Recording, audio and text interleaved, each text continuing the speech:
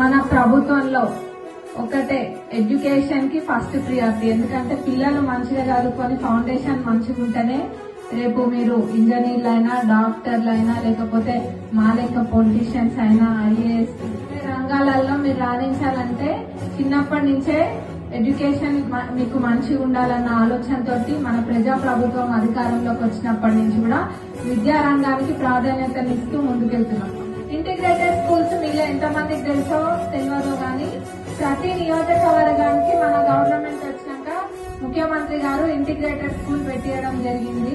అంటే 200 కోట్లకు పైబడి మన కాన్స్టిట్యున్సీకి కూడా వచ్చింది. మన కాన్స్టిట్యున్సీకి వచ్చిందేమో కొడకండ్ల మండలంలో పెట్టినాం మనము.